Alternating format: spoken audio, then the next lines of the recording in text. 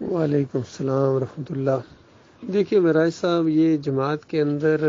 یعنی جب کبھی بھی یہ آئی ہیں چیزیں،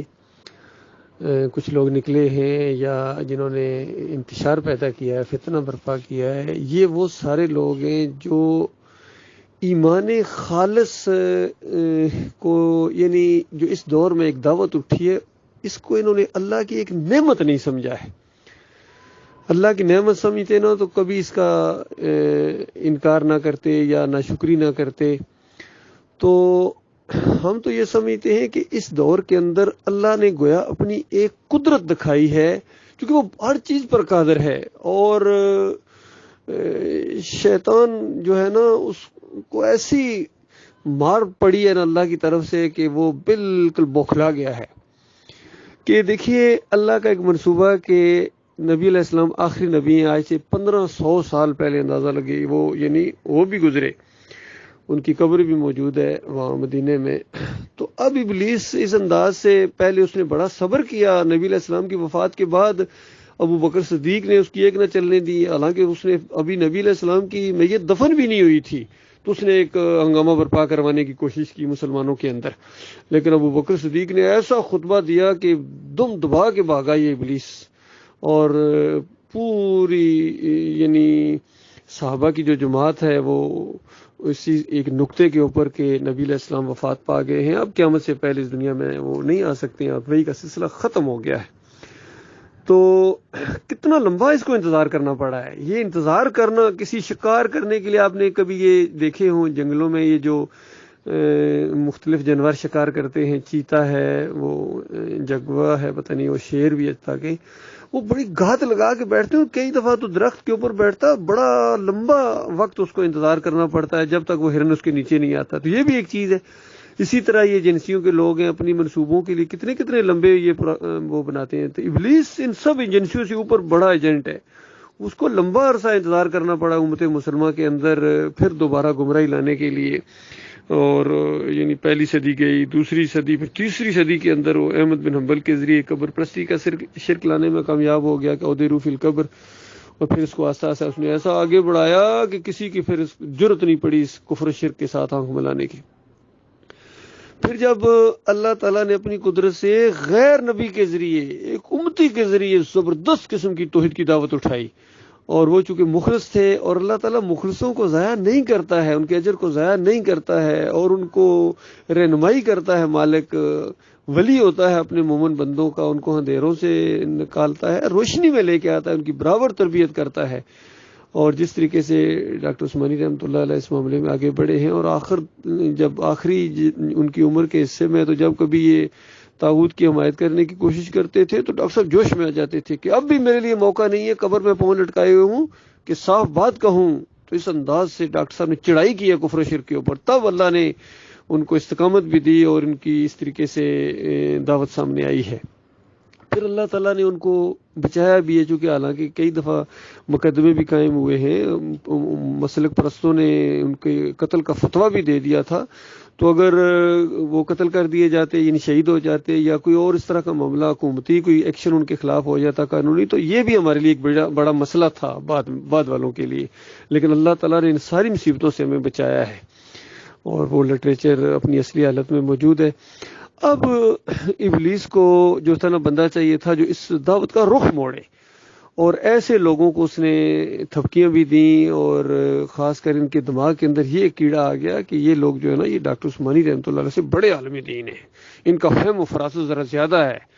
خاص کر حنیف صاحب کے اندر یہ کیڑا ہے، اس سے پہلے بھی کیڑا آیا، کمال عثمانی کے اندر آیا، پھر امیر بادشاہ کے اندر آیا، عبد القادر سومنو کے اندر یہی کیڑا آیا، ہادی کے اندر یہی کیڑا آیا، پھر آگے جا کے وہ غضنفر، وہ کہتا ہے 30 سالہ میری جو ہے نا تحقیق ہے کہ عیسیٰ علیہ السلام وفات پا چکے ہیں، اندازہ لگائیے، اس کا یہ تھا۔ رفاع عیسیٰ کو وہ نہیں مانتا، نزول کو نہیں مانتا ہے، وہ وہاں مسجد ابراہیم ہے رفاع عام کے اندر، تو وہاں وہ ہے، حالانکہ بڑا پرانا ساتھی تھا، ڈاکٹر صاحب کے ساتھ رہا ہے اور بڑا کام اس نے کیا تھا، لیکن آخر میں آ کے اس طرح طاغوت کی محبت کے اندر وہ آگے چلا گیا۔ پھر دیکھیے یہ جو بخت زادہ، پھر یہ جو گروپ نکلا پورا، یعقوب علی اور اس کے ساتھ کتنے تھے، یہ انیس الدین آصف ہے ایک، وہاں جاوید ہے ایک، اور خاص کر سعید احمد بھی۔ پھر ان کے ساتھ فیاض محمود باجوہ ہو گیا، حکیم رمضان بھی ان کی انگلیوں کے اوپر چڑھا تھا، لیکن یہ اور وہ ذرا سیاسی انداز تھا اس کا، وہ آخری وقت اس نے چھلانگ لگا کے ادھر ہو گیا، جب دیکھا کہ جماعت مضبوط ہے اپنی جگہ، وہ چھلانگ لگا کے ادھر ہو گیا، وہ تیز آدمی تھا۔ اسی وجہ سے اس نے فیاض کیا نام ہے سرفراز نے وہ کیسٹ ریلیز کر دی اس کی دشمنی میں، حکیم رمضان کی دشمنی میں، حالانکہ اس کو ہوش نہیں تھا کہ جب یہ کیسٹ ریلیز ہوگی تو خود اس کا اپنا کریکٹر کیا سامنے آئے گا۔ یہ ایک بڑا زبردست کام ہوا تاکہ لوگوں کو پتہ چلے کہ یہ جو گروپ نکلا تھا یہ کوئی عقیدے کی وجہ سے نہیں نکلا تھا، یہ خالص ان کے دنیاوی معاملات تھے، کچھ مالی معاملات تھے، کچھ آپس میں ان کی ضد بازیاں تھیں۔ اور پھر جب یہ سعید احمد ان کے اندر سے نکلا، یعقوب لوگوں کے اندر سے، تو اس وقت یہ سجدہ تعظیمی کا یہ جو معاملہ ہے نا، یہ اس مسئلہ کھڑا ہوا ان کے اندر، اور محمد حنیف کے اندر پہلے سے چونکہ وہ ایک مرض موجود تھا اپنے آپ کو ڈاکٹر عثمانی رحمۃ اللہ علیہ سے زیادہ بڑا عالم دین ثابت کرنے کے لیے، تو اس کو ایک موقع ہاتھ میں آ گیا کہ سعید نے جو کتاب پچا لکھا تو اس نے ڈاکٹر صاحب کے موقعوں کو پیچھے کر کے اپنی بات کو آگے چلایا اور پھر اس میں بڑھتے چلے گئے۔ تو یہی اصل میں کیڑا ہے فیاض محمود باجوہ کے اندر بھی، اور کچھ اور دوسرے لوگ ہیں جو ان کے سرپرست اعلیٰ بنے تھے، سارے کے سارے یہ سرپرست اعلیٰ خاص کر جن کے پوسٹ مارٹم کیے گئے تھے اور بڑے مناسب انداز سے کیے گئے تھے۔ تو یہ پھر قاری خلیل الرحمان تو یہاں تک کہتا ہے کہ اگر ڈاکٹر صاحب آپ بھی آئیں تو میں ان کو قائل کر لوں گا، اس طرح اتنے دلائل ہیں میرے پاس، اندازہ لگائیے۔ تو یہ سارے ان سب نے اپنے آپ کو آگے کرنے کی کوشش کی ہے، حالانکہ ڈاکٹر صاحب سے دعوت جو اللہ نے اٹھائی ہے پوری طرح اللہ نے ان کو محتاط بھی رکھا ہے اور اللہ نے ان کی حفاظت فرمائی ہے، اور ایسے ایسے انداز سے اللہ تعالیٰ نے ان کو بچایا ہے، یعنی انکار حدیث کے فتنے میں پڑنے سے، یا طاغوت کے لیے کوئی بال برابر کچھ نرمی کا سا انداز اختیار کرنے سوال ہی پیدا نہیں ہوتا، اور خاص کر جب ان کفر و شرک پھیلانے والوں کہ جو چیلے تھے ان کے پیچھے نمازیں پڑھنا، بالکل سمجھا جو نمازیں پڑھتا ہے انہی میں سے، یعنی اس انداز سے کہ وہ طاغوت کا پجاری ہے جو ان کو اپنا امام مانتا ہے، اپنا لیڈر مانتا ہے۔ اور پھر ڈاکٹر صاحب نے یہ بات بھی کہی کہ دیکھو اگر بات تمہاری صحیح ہے لیکن طریقہ اگر تمہارا صحیح نہیں ہے تو یاد رکھنا پھر بھی تمہیں کامیابی نہیں ملے گی۔ یہ بڑے نقطے کی بات ہے، میں آپ کو بتاؤں کہ اگر طریقے کے اندر تھوڑی بہت تمہاری گڑبڑ ہے، سنت کا طریقہ اگر نہیں ہے تو پھر تمہارے اندر وہ خیر نہیں آ سکتی ہے۔ تو ڈاکٹر صاحب کا چونکہ طریقہ بالکل سنت کا طریقہ تھا، ٹکسالی طریقہ تھا، اور ان لوگوں کو وہ طریقہ بھی پسند نہیں ہے، اس لیے ڈاکٹر صاحب کے سوال و جواب اور ان کا لٹریچر پیچھے ہٹانا ضروری تھا ان کے لیے، ورنہ وہی طریقہ آگے چلتا رہتا، اس طریقے سے ان کو چڑ ہے اور وہ طریقہ قرآن و حدیث کا ہے، اس لیے یہ مارے گئے ہیں۔ تو ان لوگوں نے اصل میں وہی روش اختیار کی ہے جو ابلیس کی تھی۔ اس نے ابلیس کا اوورال کیا جرم تھا، آپ غور کریں اس واقعے کے اوپر، تو اصل میں اس نے اللہ سے زیادہ سمجھدار بننے کی کوشش کی ہے، اور جو اللہ سے زیادہ سمجھدار بننے کی کوشش کرے گا بس اس کے اوپر ایسی پھٹکار پڑے گی نا اللہ کی، کیونکہ اللہ مالک ہے، وہ الحکیم رب ہے، بہت ہی زبردست رب ہے، اور علم غیب جانتا ہے، آئندہ کیا ہونے والا وہ بھی جانتا ہے، گزشتہ کیا ہو چکا، حال ماضی مستقبل اس کے لیے نہیں ہے، یہ ہمارے لیے ہے۔ اللہ تعالیٰ کے لیے سب ایک ہی طرح کی معاملات ہیں، اور وہ ہر لمحے اس کی جو شان ہے، وہ کیا بات ہے اس کی، کچھ حکمتیں اس نے ظاہر کی ہیں، کچھ اس نے نہیں رکھی ہیں، کچھ آئندہ ظاہر کرے گا۔ اپنی جو صفات ہیں یعنی اپنی حمد ہے وہ اللہ تعالیٰ،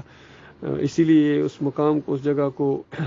مقام محمود کہا گیا ہے۔ قیامت کے دن نبی علیہ السلام کو اس کے اوپر فائز کیا جائے گا، اور اللہ تعالیٰ ایسی ایسی حمد ان کے اوپر ہلکا کرے گا جو اس سے پہلے اللہ نے اپنی وہ تعریف بتائی نہیں ابھی کسی کو۔ تو اندازہ نہیں، جب وہ والی تعریف کی جائے گی تو مالک کی رحمت جوش میں آ جائے گی، کہا جائے گا محمد سر اٹھائیں، مانگے دیا جائے گا، شفاعت کرے قبول کی جائے گی۔ تو اس انداز سے یہ سارا مسئلہ ہے، تو یہ معاملہ ہوا ہے بھائی۔